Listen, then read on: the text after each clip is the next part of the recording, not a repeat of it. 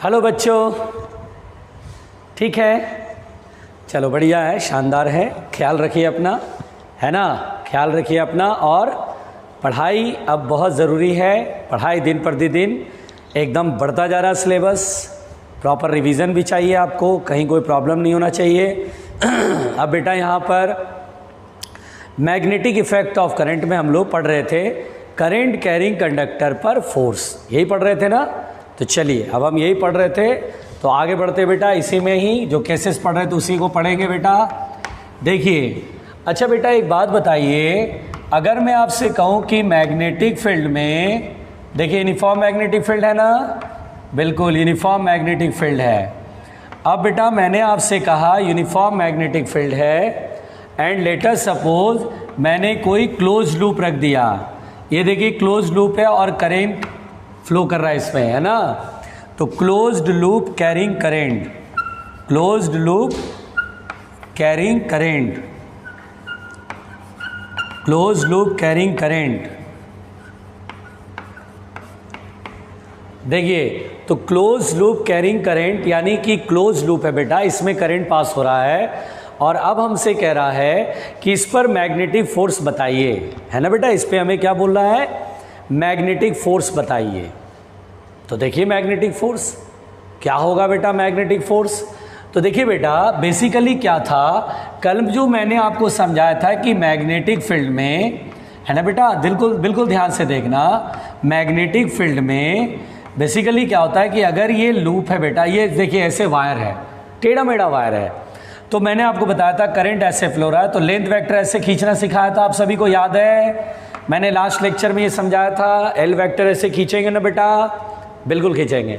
अब बेटा एक बात बताओ मुझे, एल वेक्टर ऐसे खींचेंगे, अगर मैंने कहा ये वाला चीज़ यहाँ नहीं यहाँ आ गया, तो आप एल वेक्टर कैसे प्लॉट करेंगे? जल्दी बताओ बेटा। तो एल वेक्टर ऐसे प्लॉट करेंगे, है ना बेटा? इस एंड से इस एंड तक सीधा ये वेक्टर खींचेंगे, एल वेक्टर।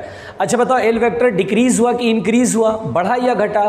तो बोले सर डिक्रीज हो गया, तो लेंथ वेक्टर का मैग्नीट्यूड घट गया, तो फोर्स भी क्या होगा? घट जाएगा। अब बेटा अगर ये वाला एंड बिल्कुल यहाँ करीब आ गया, अब मैं बोलूँ लेंथ वेक्टर कहाँ होगा, कैसा होगा? तो आप बोले सर इस एंड से इस एंड तक लेंथ वेक्टर से खींच लो, लेंथ वेक्टर से मिला दो, ये लेंथ वेक्टर है। क्या फोर्स और घट जाएगा? बिल्कुल, इस लूप पर नेट फोर्स 0 हो जाएगा, मतलब बहुत कम हो जाएगा। और बिल्कुल ही ऐसे करके मिला दिए, बिल्कुल ऐसे ज्वाइन कर दिए, कोई दो फ्री एंड आपको दिख रहा है? नहीं दिख रहा है, तो हम बोलेंगे लेंथ वेक्टर बिकम्स 0। यानी ये वाला चीज अगर इससे मिल जाएगा तो लेंथ वेक्टर डिक्रीज होके क्या हो जाएगा? 0 हो जाएगा। तो बेसिकली क्या होता है बेटा, यानी आप इसमें समझना ध्यान से कि यहाँ पर लेंथ वेक्टर का जो मैग्नीट्यूड होता है 0 हो जाता है। सो मैग्नेटिक फोर्स जो कि हम लोग जानते हैं आई एल वेक्टर का mod into B sine theta, तो बेटा यहाँ एल वेक्टर का मैग्नीट्यूड क्या हो जाएगा? 0। तो मैग्नेटिक फोर्स क्या हो जाएगा? 0। यानी बेटा इस पर कोई मैग्नेटिक फोर्स नहीं लगेगा। हाँ एक बात ये समझिए, इस पे मैंने टोटल नेट मैग्नेटिक फोर्स देखा तो 0 आया, बट बेटा बेसिकली आप देखो तो ये स्मॉल एलिमेंट अगर मैं यहाँ पे एज्यूम करूँ, कॉन्सेप्ट समझिए बेटा, अगर मैं आपसे बोलूँ नेट फोर्स कितना होगा तो 0। यानी if a closed loop carrying current is placed in magnetic field, then the net force acting on the loop will be 0। बहुत सिंपल बात बोला, ये लाइन लिख दे रहा हूं कि if closed loop carrying current, closed loop carrying current placed in magnetic field, carrying current placed in magnetic field, placed in magnetic field, then magnetic force will be 0, then FB will be 0, है ना बेटा? ये तो पहले आपने एक concept बनाया, ये आपने क्या करा? कॉन्सेप्ट बनाया। अब इसको थोड़ा सा और डिटेल में देखें, हम थोड़ा और अच्छे से समझें, थोड़ा और क्रिस्टल क्लियर करें कि सर मैग्नेटिक फोर्स 0 है, ठीक है, टोटल फोर्स 0 है, फोर्स 0 इसका नहीं कहीं जाएगा नहीं, ये लूप कहीं जाएगा नहीं, यही रहेगा। बट बेटा होता क्या है, आप इसको समझना ध्यान से। अगर कोई स्मॉल एलिमेंट सपोज करते ये, तो बेटा अगर स्मॉल एलिमेंट सपोज करते तो लेंथ वेक्टर किधर होगा? इधर की साइड, टेंजेंट डायरेक्शन में। ये लेंथ वेक्टर होगा टेंजेंट डायरेक्शन में। तो आप बेटा इस पे फोर्स देखो, है ना, इस स्मॉल एलिमेंट पे केवल फोर्स देखो, देखो लेंथ वेक्टर इधर है, तो फोर्स देखो, पहले फोर्स की डायरेक्शन देखो, तो मैं ये देखो फ्लेमिंग्स लेफ्ट हैंड रूल बताया था ना, ये मैग्नेटिक फील्ड, ये लेंथ वेक्टर और ये फोर्स। मैग्नेटिक फील्ड किधर है? इनवर्ड है, लेंथ वेक्टर इधर है, तो this is the magnetic force. तो बेटा ये मैग्नेटिक फोर्स होगा, इसको DFB कर देते हैं, है ना। अब आप कोई भी एलिमेंट यहाँ कंसीडर करो, चलो यहाँ देख लेते हैं, करंट ऐसे आ रहा तो लेंथ वेक्टर इधर होएगा, ठीक है भाई, लेंथ वेक्टर इधर होगा। इस पर मैग्नेटिक फोर्स देखें तो देखिए मैग्नेटिक फील्ड अंदर, फिर रिस्ट का इस्तेमाल, कलाई का इस्तेमाल करना है और ऐसे घुमाना, लेंथ वेक्टर तो फोर्स इधर। तो बेसिकली क्या होता है, हर एलिमेंट पे बाहर की तरफ फोर्स लगता है। ऐसे आप अगर देख रहे हो बेटा, एवरी एलिमेंट पर बाहर की तरफ फोर्स लगेगा जिसकी वजह से इसका टोटल रिजल्टेंट जीरो होगा। इस फोर्स के अपोजिट कोई फोर्स लगेगा, इस अपोजिट, इसके फोर्स अपोजिट लगेगा, इसके अपोजिट लगेगा, इसके अपोजिट लगेगा, इसलिए टोटल जीरो हो जाता है। तो this is the net magnetic force acting on the loop will be zero. तो यहां पर बेटा अगर आपसे बोले कि क्या इस लूप के किसी स्मॉल एलिमेंट पे फोर्स लगेगा, तो हमारा आंसर है कि यस लगेगा सर, बिल्कुल लगेगा, यहां लगेगा, एवरी एलिमेंट पे फोर्स रहेगा। यहां देखिए डायग्राम में बाहर की तरफ लग रहा है, अंदर भी लग सकता है, करंट उल्टा करेंगे सारे फोर्सेज अंदर लगेंगे, उनका वेक्टर सम जीरो आएगा। जैसे यहां बाहर लग रहा है तो सबका वेक्टर सम क्या आएगा? जीरो आएगा।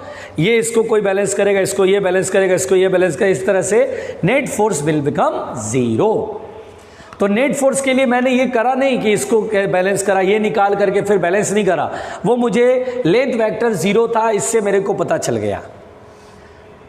तो बात दरअसल ये बेटा कि यहां पर अगर कभी भी current carrying close loop placed in magnetic field, then the net magnetic force will be zero, then the net magnetic force will be zero. अब बिल्कुल ध्यान से समझिएगा, आराम से समझिएगा। चलो भाई ये पॉइंट बिल्कुल क्लियर हो गया, कोई भी घबराएगा नहीं बेटा, ध्यान से सुनना है ना बेटा, बहुत ध्यान से सुनना। तो ये हमने सीखा। अब बेटा बहुत ध्यान से सुनिएगा, बेसिकली क्या होता है, नेक्स्ट पॉइंट है, बहुत आराम से सुनना, कि मान लो बेटा ये मैग्नेटिक फील्ड है, ये क्या है? मैग्नेटिक फील्ड है। चलो भाई ये मैग्नेटिक फील्ड है। अब मैंने एक वायर लिया बेटा, और फ्लेक्सिबल वायर है, मतलब वायर फ्लेक्सिबल है, खींचेगा कोई तो अपना शेप बदल लेगा। अब अगर करंट पास होगा, बिल्कुल ध्यान से मेरी बात सुनना, करंट पास होगा तो बेटा ये फ्लेक्सिबल वायर है, फोर्स लगेगा तो ये वायर जो है इस पे फोर्स बाहर की तरफ लगेगा, ऐसे बाहर की तरफ लगेगा, तो ये वायर अपना खींचेगा, इधर से खींचेगा तो धीरे धीरे सर्कुलर शेप लेने लगेगा। बहुत ध्यान से सुनना जो मैं समझा रहा हूं, धीरे धीरे क्या लगेगा बेटा? सर्कुलर शेप ले लेगा, ऐसे सर्कुलर शेप ऐसे करके आ जाएगा, है ना, बिल्कुल टाइट होगा, अंडर टेंशन होगा। अब बेटा ये सेंटर है और ये सर्कुलर शेप है, करंट ऐसे फ्लो रहा है, करंट ऐसे फ्लो रहा, बिल्कुल सर्कुलर शेप में आ गया, और ये अंडर टेंशन होगा। ये जो वायर है थ्रेड, इसमें करंट पास हो रहा है, ये एकदम बिल्कुल टेंशन में होएगा। अगर हमसे बोलेगा find the tension in the ring, या wire find the tension in the wire, tension पूछ लेगा कि टेंशन बताओ। चलो नेट फोर्स जीरो है, कहीं नहीं जाएगा, टोटल फोर्स जीरो है इस पे, इधर जितना लग रहा उतना ही नीचे, इधर जितना लग रहा उतना ही इधर, इधर जितना लग रहा उतना ही इधर, नेट फोर्स जीरो है, कहीं जाएगा नहीं। बट इस पे टेंशन कितना होगा? इसमें टेंशन होगा बेटा, ये अंडर करंट पास कराओगे तो ये अंडर टेंशन होगा, ये रिंग अंडर टेंशन होगा, ये सर्कुलर लूप अंडर टेंशन होएगा, हमसे टेंशन पूछा जाएगा। तो यहां पर tension in the circular loop ये पूछा जा रहा बेटा, है ना, tension in the circular loop. तो देखिए tension in the circular loop solve करेंगे, ठीक है, tension in the circular loop. तो देखिए tension in the circular loop कैसे सॉल्व करेंगे, बहुत ध्यान से सुनना। यहां पर बेटा करेंगे क्या कि take a very small element, एक स्मॉल एलिमेंट सपोज करेंगे, आराम से समझना, घबराना नहीं। अब यहां पर बेटा ये जो स्मॉल एलिमेंट है इसका लेंथ वेक्टर इधर होगा, ये बात बहुत क्लियर है, लेंथ वेक्टर, करंट ऐसे जा रहा है तो लेंथ वेक्टर इधर होगा। स्मॉल एलिमेंट है, बड़ा बना रहे हैं जिससे कि आपको क्लियरली विजिबल हो, दिखाई दे, है ना। चलो भाई बहुत बढ़िया, ध्यान से सुनते रहना। अब यहां पर बेटा मैग्नेटिक फील्ड अंदर, लेंथ वेक्टर इधर, तो फोर्स किधर लगेगा? बाहर की तरफ। तो मैग्नेटिक फोर्स इस पे बाहर की तरफ लगेगा, इट इज वेरी क्लियर। चलिए इस पे मैग्नेटिक फोर्स मैंने DFB एज्यूम कर लिया, ठीक भाई। चलिए इसको ऐसे करके मिला देते हैं, ये एलिमेंट का आधा पोर्शन मान लीजिए थीटा एंगल बना रहा है, ये भी थीटा एंगल बना रहा है, ऐसे मैंने मान लिया। अब टेंशन, तो ये पोर्शन है बेटा, यहां पर इधर वाला रिंग है वो इस पे टेंशन का फोर्स यूं लगाएगा, इस पे टेंशन का फोर्स यूं लगेगा ऐसे, घबराना नहीं बिल्कुल, ठीक है। टेंशन ऐसे लगेगा, ये टेंशन देखिए ऐसे लगेगा, ये टेंशन ऐसे लगेगा, टेंजेंट डायरेक्शन में। ये रेडियस है इसके परपेंडिकुलर, ये 90 डिग्री का एंगल है, यहाँ भी 90 डिग्री का, टेंशन ऐसे लगेगा। अब बेटा हम इस टेंशन का एक कंपोनेंट ऐसे और एक कंपोनेंट इधर तोड़ेंगे ऐसे, उसी तरह इस टेंशन का एक कंपोनेंट इधर और एक कंपोनेंट इधर ब्रेक करेंगे। ध्यान से सीखिएगा। अच्छा ये थीटा एंगल है, आधा एंगल है ना, ये पूरा एलिमेंट है तो उसका आधा एंगल थीटा। तो क्या ये ऑल्टरनेट एंगल से एंगल इक्वल होगा? अगर ये थीटा है तो दिखाई दे रहा है ये थीटा होगा। ध्यान से देखना, ये थीटा तो ये कितना होगा बेटा? थीटा। और ये 90 डिग्री है पूरा, तो ये क्या होगा? 90 माइनस थीटा होएगा। दिमाग लगाओ, ये थीटा और थीटा ऑल्टरनेट एंगल इक्वल होएगा, और ये थीटा तो ये 90 माइनस थीटा होएगा। बताओ जल्दी, 90 माइनस थीटा होगा कि नहीं होगा? होगा। और अगर ये 90 माइनस थीटा होगा और ये दोनों कंपोनेंट परपेंडिकुलर है 90 डिग्री, तो अगर ये 90 माइनस थीटा तो ये थीटा होगा। तो मेरे को जो दो कंपोनेंट है, इस कंपोनेंट को पता करने के लिए मुझे किसी एक कंपोनेंट के साथ कितना एंगल बन रहा वो देखना था मुझे। तो यहाँ थीटा पता चल गया, बस अब काम हो गया। ये टी कॉस थीटा और ये क्या होगा बेटा? T sine theta. सिमिलरली यहाँ भी थीटा, तो ये थीटा, ये 90 माइनस थीटा तो ये थीटा, तो ये होगा टी कॉस थीटा और ये होएगा टी साइन थीटा। अब मुझे बताओ टी कॉस थीटा एक दूसरे को क्या करेगा? बैलेंस कर लेगा, और यही 2t साइन थीटा मिलकर के मैग्नेटिक फोर्स को बैलेंस करेगा। इस वजह से ये एलिमेंट यहीं पर रुका रहेगा। तो ये टेंशन की वजह से कोई भी एलिमेंट बाहर नहीं जा पाता है, एकदम बिल्कुल इक्विलिब्रियम में है। तो यहाँ पर अगर इक्विलिब्रियम में है तो अंदर की तरफ कितने फोर्स लग रहे हैं? दो, ये टी साइन थीटा, ये टी साइन थीटा, तो मिलाकर कितना होगा? 2t sine theta is equal to magnetic force FB। इस स्मॉल एलिमेंट पर जो लग रहा है यहाँ पर बेटा theta is very small, theta is very small. तो बेटा अगर थीटा बहुत ही छोटा है तो साइन थीटा में क्या लिखेंगे? थीटा। साइन थीटा में अगर थीटा बहुत छोटा होता है इसे थीटा लिखते हैं अप्रॉक्सीमेटली, बराबर DFB, है ना, घबराना नहीं। अब बेटा थीटा, क्या थीटा बराबर आर्क अपॉन रेडियस होता? पूरा लेंथ मैंने माना DL, पूरा लेंथ मैंने माना DL, तो आधा कितना होगा? DL/2। तो एंगल थीटा बराबर इतना ही आर्क, DL का आधा कितना होगा? DL/2। ये DL/2 अपॉन रेडियस तो DL/2 अपॉन रेडियस बराबर, और मैग्नेटिक फोर्स कितना होगा? IDLB। क्यों? क्योंकि लेंथ वेक्टर इधर, मैग्नेटिक फील्ड अंदर, परपेंडिकुलर है, IDLB। और बेटा DL से DL कैंसिल आउट, 2 से 2 कैंसिल आउट, तो tension is equal to RBI। This is the tension in the circular loop. तो बेटा अगर कभी भी क्वेश्चन आ जाए कि मैग्नेटिक फील्ड में कोई सर्कुलर लूप रखा गया है जिसमें करंट पास हो रहा है और कैसे रखा गया है, तो आपके सामने देख लीजिए, मैग्नेटिक फील्ड के परपेंडिकुलर रखा गया है। तो इस केस में बताइए कितना टेंशन होगा। देखिए रिंग का प्लेन ये है और magnetic field perpendicular to the plane है। रिंग का जो प्लेन है, लूप का जो प्लेन है उसके परपेंडिकुलर है। तो टेंशन का फॉर्मूला आया RBI, where R is the radius, B is the magnetic field, I is the current flowing through the circular loop. तो मतलब मेरे ख्याल से ये अगर आप एक बार ठीक से प्रैक्टिस कर लेंगे बिल्कुल आ जाएगा। और टेंशन का फॉर्मूला हमें याद रखना है, क्वेश्चन आएगा हम तुरंत बनाएंगे। बात समझ में आ रही है? आइए और देखिए बेटा, घबराएगा कोई नहीं, बिल्कुल ध्यान से देखना। अब जैसे देखिए मैं आपको समझाता हूं बेटा, बिल्कुल ध्यान से देखना। अब जैसे मान लीजिए मैं आपसे ये क्वेश्चन कहूं बेटा कि मान लीजिए यहाँ पर सपोज दैट, बिल्कुल ध्यान से देखना, ये एक बेटा स्प्रिंग बैलेंस है, ठीक है, ये स्प्रिंग बैलेंस है, बिल्कुल ध्यान से समझना, this is a spring balance. ठीक, स्प्रिंग बैलेंस से एक फ्रेम हमने टांग दिया, सपोज दैट एक फ्रेम हमने टांग दिया, ये फ्रेम हमने टांग दिया, और मान लीजिए बेटा इसका लेंथ L है, मैग्नेटिक फील्ड B है। बहुत ध्यान से सुनते रहना। अब बेटा मैंने कहा लोअर हाफ जो है, नीचे के आधे पोर्शन में ही हमने मैग्नेटिक फील्ड प्रोड्यूस करा, मतलब मैग्नेटिक फील्ड एस्टैब्लिश करा। ऑलरेडी मैग्नेटिक फील्ड है ओनली लोअर हाफ पोर्शन में, ठीक है। अच्छा अभी टंगा हुआ है, तो इस वायर फ्रेम का बेटा टोटल वेट है W, है ना बेटा। If wait of the wire frame is W, if wait of the wire frame is W, है ना, आराम से सुनते रहना, if wait of the wire frame is W। ठीक है, मैंने बोला कि भैया वायर फ्रेम का वेट कितना है W, तो वेट जो है वो W सेंटर ऑफ मास यहाँ है, W फोर्स नीचे लगेगा, तो स्प्रिंग बैलेंस की रीडिंग कितनी आएगी, W आएगी। अब मुझसे क्या कह रहा है बेटा, ध्यान से सुनना, मैग्नेटिक फील्ड B वेक्टर है अंदर की तरफ, ठीक।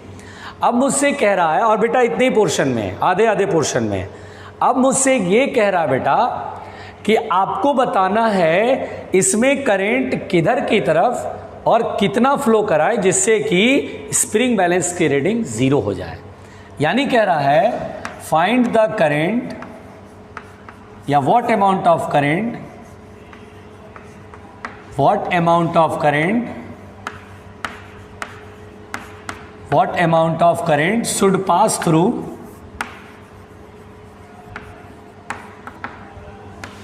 the frame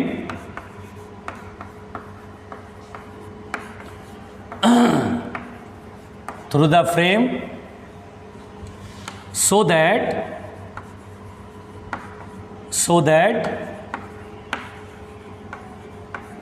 the reading of spring balance becomes 0, reading of spring balance becomes 0।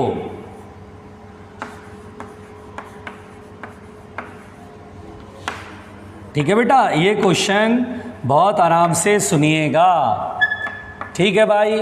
हम कितना करंट पास कराएं जिससे कि स्प्रिंग बैलेंस में रीडिंग 0 हो। रीडिंग 0 कैसे होगा बेटा, जितना वेट नीचे लग रहा है, जितना फोर्स उतना ही फोर्स ऊपर लगना चाहिए।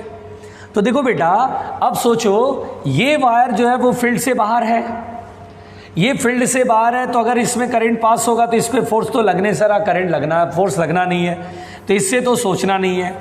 फिर ये वायर वर्टिकल है, फोर्स कभी भी लेंथ के पैरेलल लगता नहीं है, फोर्स हमेशा लेंथ के परपेंडिकुलर लगता है। यानी फोर्स या तो ऐसे लगेगा, इस पे ऐसे लगेगा, ये दोनों आपस में कैंसिल आउट होगा, वर्टिकल तो नहीं लगने वाला है। हमें देखना बेसिकली इस वाले साइड को, ये हमारा पॉइंट ऑफ कंसिडरेशन है। हम इसे देखें हम इसे देखें बेटा, हम इसको देखें कि इस पर क्या होना चाहिए, तो मैग्नेटिक फोर्स ऊपर लगना चाहिए, क्योंकि वेट नीचे, मैग्नेटिक फोर्स ऊपर लगना चाहिए। तो हम देखते हैं करंट किधर होगा, तो देखिए मैग्नेटिक फील्ड ये है, तो मैग्नेटिक फील्ड अंदर हो गया, फोर्स ऊपर लगना चाहिए, क्लियर हो गया, तो अंगूठा देखिए ऊपर की तरफ थमा भी रहा है।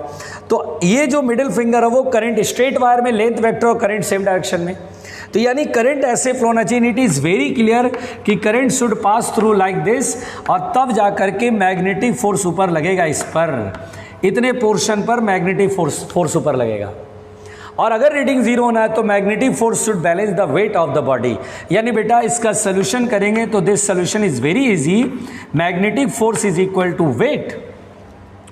अब मैग्नेटिक फोर्स कितना होगा, तो I into length of the wire. देखिए सबसे मजे की बात यह है कि लेंथ वेक्टर इधर है, मैग्नेटिक फील्ड इधर है, लेंथ वेक्टर और मैग्नेटिक फील्ड परपेंडिकुलर है, तो सीधा IL भी लिखने में जरा भी देर नहीं करनी है।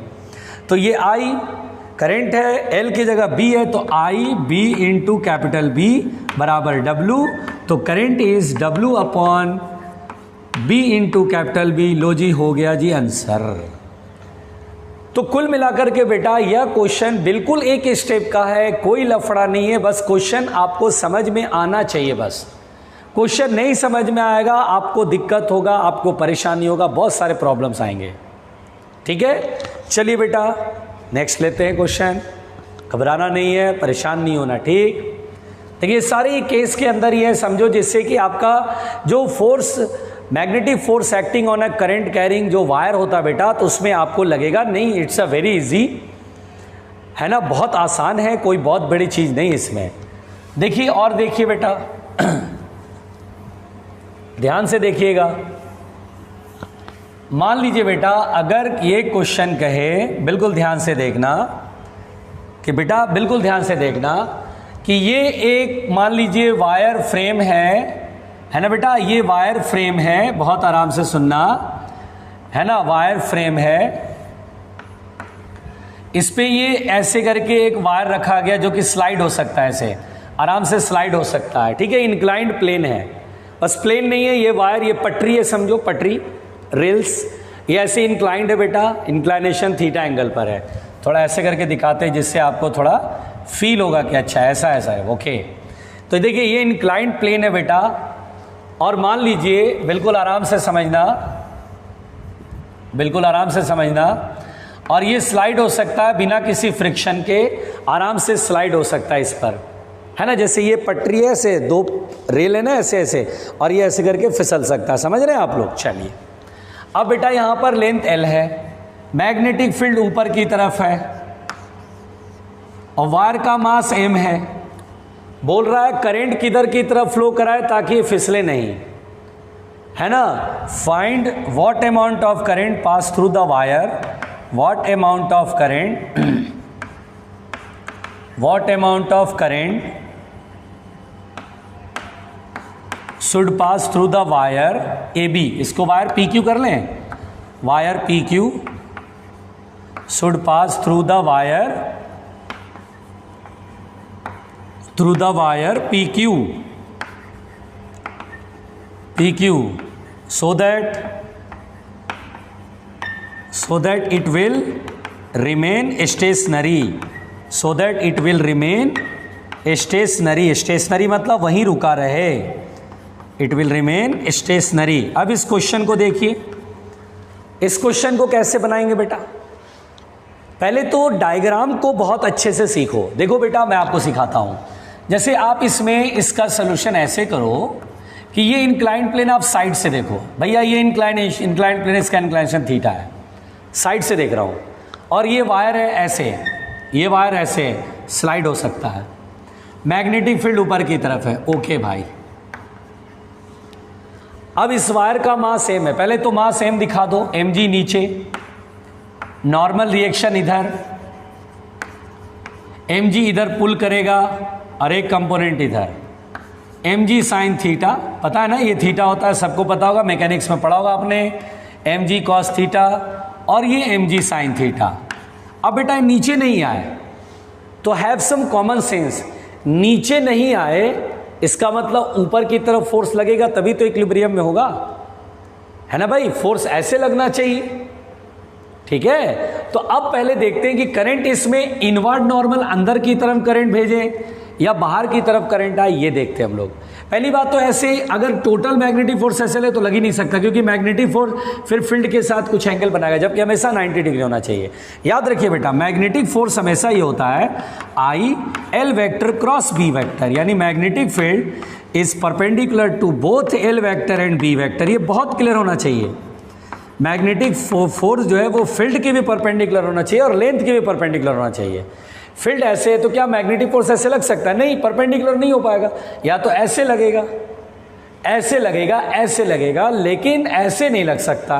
हैव सम कॉमन सेंस कि अगर मैग्नेटिक फील्ड ऐसे है तो मैग्नेटिक फोर्स ऐसे लग सकता है क्या? पॉसिबल ही नहीं, परपेंडिकुलर ही नहीं है।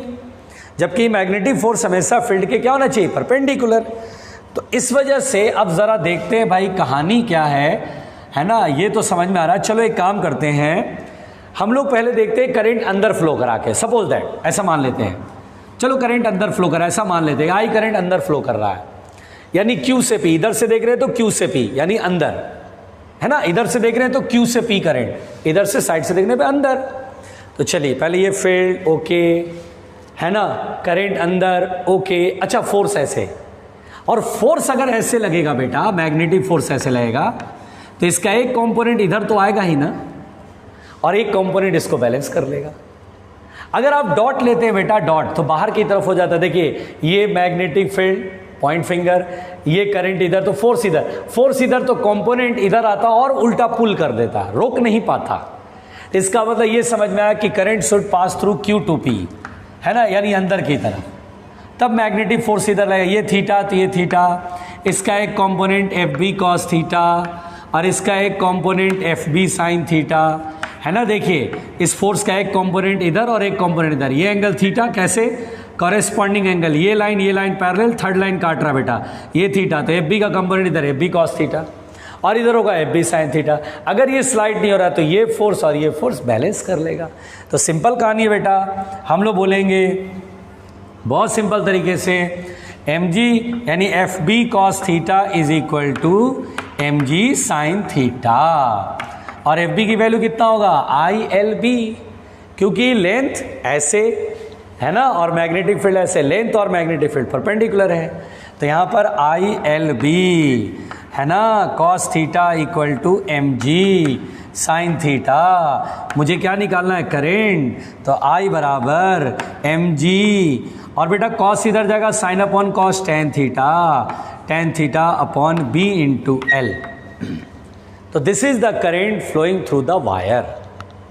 कुल मिलाकर के बेटा कहानी ये है कि आप जो है इसे देखिए और समझिए कैसे मैंने बनाया। अगर आपको ये समझ में आया एक दो बार रिपीट करिए, खुद से बनाइए, है ना। जब तक आप खुद से नहीं बनाएंगे क्वेश्चन नहीं बनेगा बेटा। पहले ये सारे क्वेश्चन आपने नोट्स में लिखने के बाद आपको रफ में खुद से बनाने हैं, तब आपका दिमाग खुलेगा कैसे कैसे बनाना है क्वेश्चन। ठीक है, चलिए ध्यान से सुनिएगा, समझिएगा बिल्कुल ध्यान से, घबराने का नहीं भाई, घबराने का तो है ही नहीं। देखो मिटा रहा हूं और क्वेश्चन कराऊंगा, परेशान मत होना, जम के कराऊंगा। अब खत्म होने वाला है चैप्टर में कुछ बचा नहीं है, दो तीन टॉपिक है बस। देखिए मैं टॉपिक यहां लिख रहा हूं, magnetic force acting between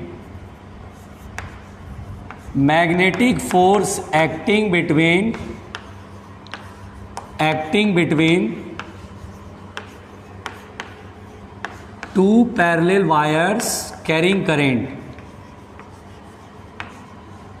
two parallel wires carrying current. बहुत आराम से बेटा, ध्यान से, बहुत आराम से और ध्यान से। देखिए magnetic force acting between two parallel wires carrying current. ध्यान से बिल्कुल आराम से समझिएगा। तो यहां पर बेटा magnetic force acting between two parallel wires carrying current क्या है बेटा समझना। जैसे इसमें क्या है कि ये पैरेलल वायर है, सपोज दैट इसमें करंट I1 पास हो रहा है, लॉन्ग वायर है, ठीक है, लॉन्ग वायर के लिए पढ़ना है ना हम लोग को। अब यहां पर बेटा ये दूसरा है I2 और ये भी लॉन्ग वायर है, ठीक है। चलो भाई, इनके बीच का separation is suppose that D। यहां पर बेटा ओनली टू पैरेलल वायर्स रखे हैं जिनमें करंट पास हो रहा है और कोई मैग्नेटिक फील्ड वगैरह नहीं है, कोई एक्सटर्नल मैग्नेटिक फील्ड नहीं है जिसमें कि दो पैरेलल वायर रखे हैं। बहुत सिंपल है, दो पैरेलल वायर करंट पास हो रहा है, एक दूसरे को या तो अट्रैक्ट करेंगे रिपेल करेंगे, कितने फोर्स से अट्रैक्ट करेंगे कितने फोर्स से रिपेल करेंगे ये पूछा जा रहा है। तो बहुत ही सिंपल कहानी है, करना क्या बेटा, एक वायर पकड़ लो, इसको देख लो, चलो इसमें करंट किधर जा रहा है, ऊपर जा रहा है, तो इसके कारण मैग्नेटिक फील्ड की डायरेक्शन। अच्छा बताओ मैग्नेटिक फील्ड की डायरेक्शन के लिए फ्लेमिंग लेफ्ट हैंड रूल या Fleming right hand palm rule. इस करंट की वजह से मैग्नेटिक फील्ड बताना बेटा, बताओ फ्लेमिंग्स लेफ्ट हैंड रूल लगाएं कि Fleming's right hand palm rule. तो कुछ बच्चे बोलोगे सर दोनों लगा लो। तो बेवकूफ़ों बैलों ध्यान से सुनो, Fleming's left hand rule and right hand palm rule used for find the direction of force, not the direction of field. यही प्रॉब्लम है, सब मिक्सअप हो जाता है, पता नहीं क्या हो जाता है, सब गड़बड़ हो जाता है, यही प्रॉब्लम है। मैं क्या बोल रहा हूँ, इस स्ट्रेट वायर में करंट पास हो रहा है, मैग्नेटिक फील्ड की डायरेक्शन बताओ। तो आपको बोलना चाहिए सर स्ट्रेट वायर के कारण मैग्नेटिक फील्ड आपने पढ़ाया था, जिसमें ये बताया था कि जिधर करंट जा रहा है उधर की तरफ दाएं हाथ यानी राइट हैंड के थंब को उधर कर दो, जिस पॉइंट पे फील्ड बताना उधर की तरफ फिंगर्स खोल दो, ये और पाम के परपेंडिकुलर। जैसे मैंने एक छोटा सा एलिमेंट यहाँ माना DL लेंथ का, मैंने बोला बेटा इस करंट की वजह से यहाँ पे मैग्नेटिक फील्ड किधर होगा, इस लोकेशन पर किसकी वजह से, I1 की वजह से। सर ये देखो ये पॉइंट जिधर है उधर की तरफ फिंगर खोल देंगे, मैग्नेटिक फील्ड अंदर। तो यहाँ पर मैग्नेटिक फील्ड किधर है, अंदर की तरफ, ये मैग्नेटिक फील्ड अंदर की तरफ है, किसकी वजह से, इसकी वजह से मैग्नेटिक फील्ड। अब सोचिए बेटा इस करंट की वजह से यहाँ फील्ड है, अब इस करंट को भूल जाए, सोचिए इस फील्ड में, इस मैग्नेटिक फील्ड में करंट कैरिंग वायर रखा है, तो मैग्नेटिक फील्ड में करंट कैरिंग वायर पर फोर्स लगेगा। When a wire current carrying wire placed in magnetic field then magnetic force acts on it। यानी देखिए कोई फील्ड नहीं है बाहर से, इस करंट की वजह से यहाँ फील्ड होगा और इस फील्ड में ये वायर रखा है, इस पे फोर्स लगेगा। किधर फोर्स लगेगा, चलिए तो हम लोग ऐसे करते हैं, ये अब देखिए आप फ्लेमिंग्स लेफ्ट हैंड रूल और राइट हैंड पाम रूल लगाएंगे। मैग्नेटिक फोर्स बताना तब लगाएंगे Fleming's left hand and palm rule, left hand rule right hand palm rule, ठीक है ना। तो मैग्नेटिक फील्ड अंदर, लेंथ वेक्टर किधर होगा, करंट जिधर उधर लेंथ वेक्टर, ये ऐसे, मैग्नेटिक फोर्स इधर, ये देखिए मैग्नेटिक फोर्स स्मॉल एलिमेंट पे इधर लगेगा। कितना होगा बेटा, तो magnetic field due to first wire is, पहले फर्स्ट वायर के कारण magnetic field due to first wire, हमने फर्स्ट वायर की वजह से फील्ड दूसरे वायर पे देखा कहाँ होगा, कितना होगा, तो आ गया म्यू नॉट, लॉन्ग वायर है तो mu naught I upon 2 pi R, mu naught I upon 2 pi R, R के जगह डी लिख देंगे ना, डिस्टेंस से डी ना, डी डिस्टेंस पर है यानी लोकेशन इस वायर से डी डिस्टेंस पर है तो mu naught I upon 2 pi D. अब यहाँ पे फील्ड पता चल गया तो इस पे फोर्स, तो magnetic force acting on small length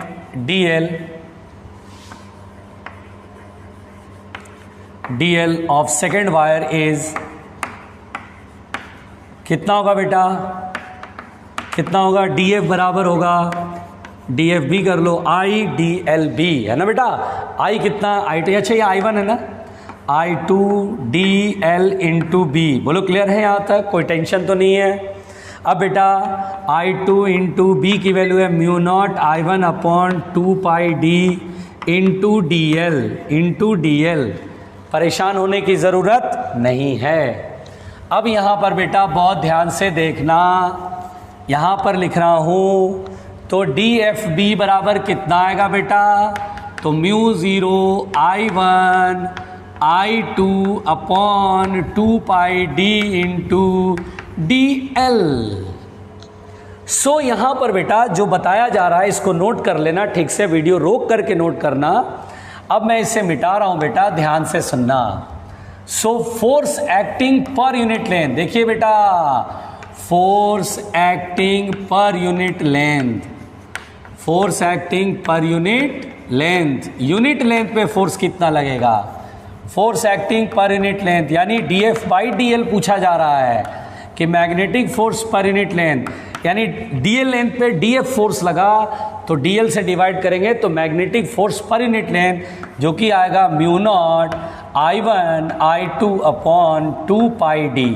this is the force acting on unit length, यानी एक वायर दूसरे वायर के यूनिट लेंथ पे जो फोर्स लगाएगा dF बी बाई dl का मतलब यूनिट लेंथ पे लगने वाला force mu naught I1 I2 upon 2 पाई डी। और उतना ही फोर्स इस पे भी लगेगा, ऐसा नहीं समझना कि इस पे अलग इस पे अलग, इक्वल एक्शन रिएक्शन इक्वल होता है बेटा, मैग्नीट्यूड में इक्वल, डायरेक्शन में अपोजिट। ऐसा नहीं समझना कि करंट बड़ा तो फोर्स बड़ा, करंट छोटा तो फोर्स छोटा, नहीं। जैसे चार्ज में था ना कि चार्ज बड़ा हो चाहे छोटा हो, दो चार्ज के बीच में फोर्स जैसे equal and opposite, same as here बेटा, सेम एज हेयर। तो यहां पर बेटा देखिए यूनिट लेंथ पे जो फोर्स है वो ये है, और आपको हमेशा ये फॉर्मूला याद रखना है। यहां पर बेटा कुछ जरूरी बातें सीखो ध्यान से, बहुत जरूरी बातें, ध्यान से मेरी बात सुनना, ठीक। देखो मैं मिटा दूं इसे, चलो मिटा रहा हूं। देखिए ध्यान से सुनिएगा, बहुत आराम से सुनिए भाई, देखिए बहुत ध्यान से बेटा।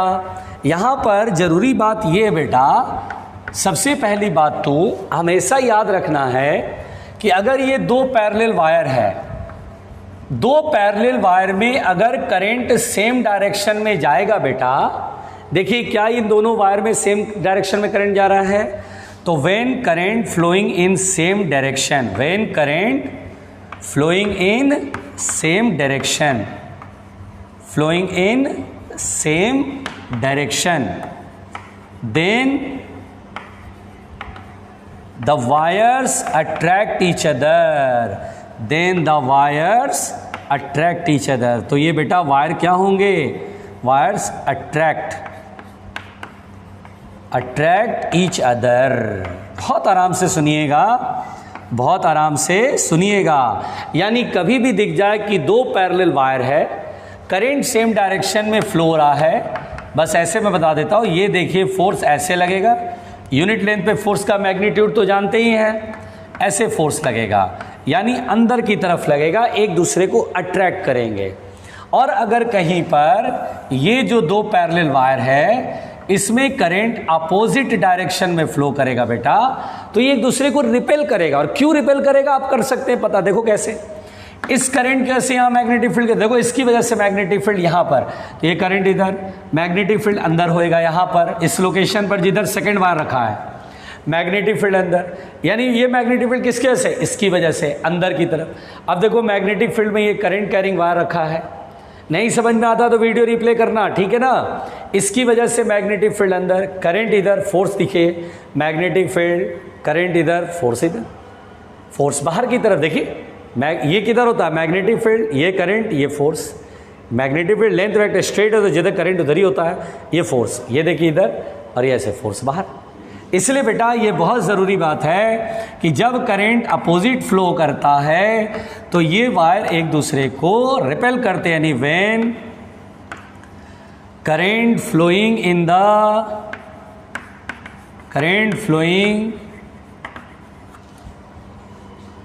in opposite direction, then the wires repel each other, एक दूसरे को रिपेल करते हैं। बहुत सिंपल सी बात है, कोई घबराएगा नहीं, किसी को घबराने की ज़रूरत नहीं है। पहले देखिए कितना सिंपल कराया है ना, समझ में आया।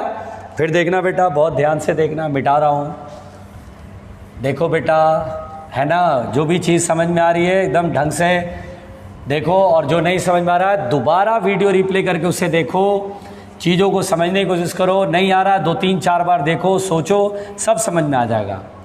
नेक्स्ट पॉइंट है बेटा, एक बात समझो, बहुत ध्यान से सुनना। अब मैं जो बोलने जा रहा हूँ ये सुनना बेटा। देखिए मैं क्या बोलने जा रहा हूँ, दरअसल क्या होता है बेटा, आप याद करो इलेक्ट्रोस्टैट में आपको एक बार पढ़ाया था मैंने कि जब चार्ज मोशन में होता है, रेस्ट में रहता है तो इलेक्ट्रिक फील्ड प्रोड्यूस होता है, और मोशन में रहता है तो मैग्नेटिक फील्ड प्रोड्यूस करता है, इलेक्ट्रिक फील्ड के साथ साथ मैग्नेटिक फील्ड। देखिए मैं आपको क्या बता रहा हूँ, जैसे देखिए बेटा, ठीक है, वायर में करंट पास होता है, मैग्नेटिक फील्ड प्रोड्यूस होता है। पता है अगर कोई चार्ज मोशन करता है ना, जैसे ये चार्ज क्यू है और सपोज दैट इस लाइन पे चल रहा है v वेलोसिटी से, तो पता है ये मूविंग चार्ज भी मैग्नेटिक फील्ड प्रोड्यूस करता है। हाँ देखो कैसे, तुम जानते हो बेटा, देखो ये पॉइंट है, इस पॉइंट पे मैग्नेटिक फील्ड बताना है, moving charge produces magnetic field. देखिए कैसे, तो देखिए ये चार्ज मूव कर रहा है मूव, देखिए v वेलोसिटी किसी स्टैंड पे मैंने यहाँ दिखाया। Let us suppose dt time यहाँ से यहाँ आया, मान लीजिए dt टाइम में यहाँ से आया, तो डिस्टेंस कितना ट्रेवल करेगा जल्दी बताओ, ये डिस्टेंस कितना होएगा बेटा जल्दी बताओ। तो डिस्टेंस बराबर होता है velocity into time, v dt होएगा, थोड़ा बड़ा लिख देता हूँ, क्या ये डिस्टेंस dl बराबर v dt होएगा। मान लो dt टाइम में यहाँ से यहाँ पहुँचा तो v dt होगा। इसको सोचो एक करंट की तरह, करंट मतलब rate of flow of charge, एक करंट एलिमेंट की तरह काम करेगा। एक छोटा सा जैसे लॉन्ग करंट कैरिंग वायर, उसमें एक छोटा सा करंट एलिमेंट, छोटा सा हिस्सा काम करेगा, लगेगा ये छोटा सा करंट एलिमेंट है। और करंट एलिमेंट के से किसी पॉइंट पर बेटा हमने पढ़ा था, बायोट एंड सबटला पढ़ा था कि कोई करंट एलिमेंट है, उसके वजह से इस पॉइंट पर मैग्नेटिक फील्ड, उसको डीबी नहीं बी लिख रहा हूँ क्योंकि वो तो पूरा करंट था, हर जगह एलिमेंट थे, यहाँ तो ये स्टैंड पे एलिमेंट है। तो यहाँ पर बेटा जब चार्ज यहाँ पर है तो बहुत छोटे से dt टाइम यहाँ से यहाँ ट्रेवल करा, डिस्टेंस और स्पीड इनटू टाइम, इसको dl समझ लो। और यहाँ पर बेटा ये लेंथ वेक्टर और पोजीशन वेक्टर विच का एंगल थीटा समझ लो। तो मैग्नेटिक फील्ड होगा μ0/4π, याद करो ये आपको कराया गया था, μ0/4π I dl sin θ/r²। इस चैप्टर के बिल्कुल स्टार्टिंग में ही समझाया गया था, कराया गया था। चलिए अब देखिए तो बेटा μ0/4π और what is I is the current, जो करंट एलिमेंट से पास हो रहा है। यहाँ करंट कितना होगा, चार्ज अपॉन टाइम, Q/dt। तो आप यहाँ पर Q/dt करेंगे, या एक काम करिए ना Q/dt और dl की वैल्यू लिखेंगे v dt into sine θ/r²। तो क्या dt से dt ये कैंसिल आउट हो जाएगा। तो देखिए magnetic field we have μ0/4π qv sin θ/r²। देखिए ये मैग्नेटिक फील्ड है बेटा, and this is the magnetic field जो कि किसी मूविंग चार्ज की वजह से पता है। व्हाट इज थीटा, तो हम बोलते हैं theta is the angle between velocity vector and position vector, ऐसे याद रख लेते हैं। Theta is the angle between position vector and velocity vector. ये ना स्टूडेंट याद रखते हैं, एंड वेलोसिटी वेक्टर। तो देखिए ये चीज कभी नहीं भूलना, ये मैंने यहां पर इसलिए बताया क्योंकि यहां पर इस्तेमाल है। और देखिए मैग्नेटिक फील्ड देखिए mu naught upon 4 pi Q V sine theta upon R square, ये याद रखना है, ठीक। बोले दिक्कत नहीं ना है। चलिए अब सुनिएगा बिल्कुल ध्यान से। अगर मान लीजिए कहीं पर ये क्वेश्चन आ गया बेटा, बहुत ध्यान से सुनना, ध्यान से, पहले मेरी बात ध्यान से सुन लो, ठीक है, बहुत ध्यान से सुन लो। देखिए बहुत ध्यान से सुन लो। अगर मैंने जैसे कहीं पर ये क्वेश्चन आ गया, लेट अस सपोज यार ये सर्कुलर पाथ है, ये सर्कुलर पाथ है, इस पे कोई चार्ज ऐसे घूम रहा है, कोई चार्ज है ऐसे करके घूम रहा है, इसकी एंगुलर फ्रीक्वेंसी ओमेगा है, लीनियर फ्रीक्वेंसी एफ है। यार सेंटर पर मैग्नेटिक फील्ड बताओ। बोले यार बहुत इजी है यार, कैसे? दो तरीके से बना सकते हैं। फर्स्ट मेथड, देखिए इसको फर्स्ट मेथड, सेंटर पर मैग्नेटिक फील्ड बताना है। फर्स्ट मेथड देखिए कैसे करेंगे। अभी जो पढ़ाया, इस चार्ज की वजह से मैग्नेटिक फील्ड इस पॉइंट पर क्या पढ़ा है, मैग्नेटिक फील्ड अभी पढ़ाया mu naught upon 4 pi Q V sine theta upon R square, ये कराया। ये डिस्टेंस रेडियस के बराबर होगा R square. What is theta? Velocity vector radius vector बीच का एंगल। वेलोसिटी होगा टेंजेंट और रेडियस होगा ये 90 डिग्री है, तो क्या साइन 90 डिग्री लिख दें, और साइन 90 डिग्री क्या होगा 1, तो B इज इक्वल टू हो जाएगा mu naught upon 4 pi Q into V upon R square, ये होगा Q into V upon R square. और क्या V बराबर आर ओमेगा होता है? यस। तो आप इसको ओमेगा के टर्म में बदल सकते हो, ये डिपेंड करेगा कि किस फॉर्मेट में आंसर है। R omega upon R square, R से आर खत्म हो गया, तो मैग्नेटिक फील्ड कितना आएगा बताओ बेटा, सेंटर पर, एट द सेंटर कितना होगा, तो mu naught upon 4 pi, mu naught upon 4 pi Q omega upon R. बात खत्म हो गया, इसमें कोई बड़ी बात थी नहीं। डायरेक्शन कहेगा तो बोलेंगे सर पॉजिटिव चार्ज इधर जा रहा है, अगर ये पॉजिटिव चार्ज है जिधर जा रहा है उधर ही करंट मान लो, मैग्नेटिक फील्ड इधर हो गया। जैसे करंट इधर जा रहा है, करंट ऐसे, फील्ड इधर। सेकेंड मेथड आप ऐसे कर सकते हो, सेकेंड मेथड आप ऐसे कर सकते हो बेटा, आप ऐसे मान सकते हो, बिल्कुल ध्यान से सुनना, आप ऐसा मान सकते हो कि जैसे जब चार्ज ऐसे से गोल गोल घूम रहा है, तो आप इसको समझ सकते हो कि एक सर्कुलर लूप है जिसमें करंट घूम रहा है, करंट फ्लो हो रहा है, चार्ज ऐसे से घूम रहा है, तो आप यू कैन सपोज, क्या सपोज कर सकते हो कि ये सर्कुलर लूप है, इसमें करंट फ्लो हो रहा है। और करंट आई बराबर क्या होता है बेटा, तो चार्ज अपॉन टाइम पीरियड, ये ध्यान देना। करंट बराबर क्या होता है, चार्ज, जो चार्ज घूम रहा है वो, और पूरा एक चक्कर में टाइम क्या लग रहा है, टाइम पीरियड। ये देखिए करंट आप निकाल सकते हैं। इसलिए कभी क्वेश्चन मिल गया कि कोई चार्ज सर्कुलर मोशन कर रहा है तो उसके कॉरेस्पॉन्डिंग कितना करंट उस लूप में फ्लो रहा है, तो Q/T, 1/T को एफ भी लिखते हैं, 1/T इज द फ्रीक्वेंसी। चलिए ओमेगा में बदलना है तो आप ऐसे कर लीजिए, टाइम पीरियड 2π/ω, तो ओमेगा ऊपर आ गया। और अब ऐसा सोचिए कि इस सर्कुलर लूप में करंट फ्लो रहा है, सेंटर पर मैग्नेटिक फील्ड का फॉर्मूला पड़ा था mu naught I upon 2r, वहाँ लिख दीजिए म्यू नॉट आई की value Q omega upon 2π, and 2r होगा ना, mu naught I upon 2r होता है तो 4πr। देखिए आया कि नहीं आया, mu naught Q omega upon 4πr, 2 2 4 कर लीजिए, तो आ जाएगा mu naught upon 4π Q omega by R. देखिए कहानी घुमा फिरा के सब एक ही है, आपको जो भी मेथड अच्छा लगता वो कर लीजिए। और मैं तो कहूँगा जब भी सर्कुलर लूप रहे तो दोनों ही आना चाहिए। एक अच्छा नॉलेज बहुत ज़रूरी है बेटा। पहले ये जो मैंने समझा इसमें बहुत क्लियर होना पड़ेगा, बिना कन्फ्यूज़न के बहुत क्लियर होना पड़ेगा, कोई भी कन्फ्यूज़न नहीं रखना पड़ेगा, है ना, बात एकदम समझ में आनी चाहिए। अब देखिए ध्यान से, मैं जो बता रहा हूँ बेटा, आपको जो समझा रहा हूँ उसको ध्यान से देखिए कि मैं क्या बताने जा रहा हूँ। अब देखिए अगर कहीं पर क्वेश्चन ये हो बेटा, ध्यान से मेरी बात सुनिएगा, है ना, कि अगर आपसे बोले सपोज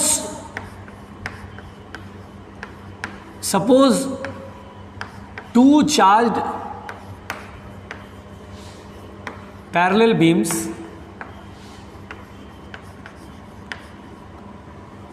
बीम्स, यानी suppose 2 charge parallel beams be considered in place of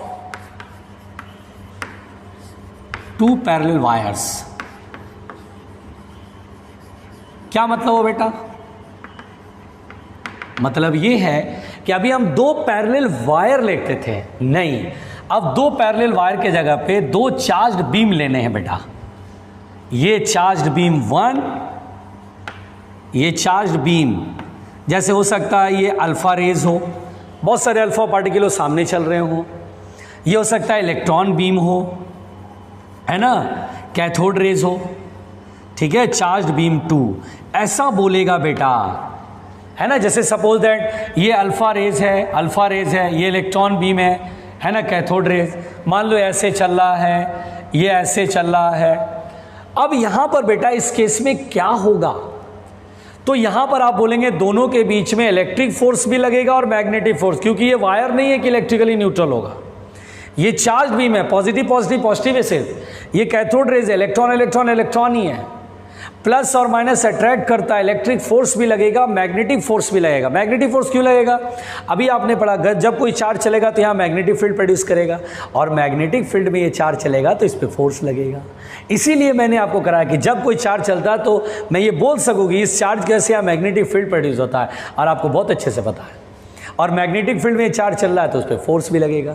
तो हम बोलेंगे here electric and magnetic force both acts, here electric and magnetic force, here electric and magnetic force, electric and magnetic force both acts, है ना बेटा, दोनों act करेंगे, दोनों act करेंगे, बट बहुत इंपॉर्टेंट बात, but magnetic force is very very smaller than the electric force.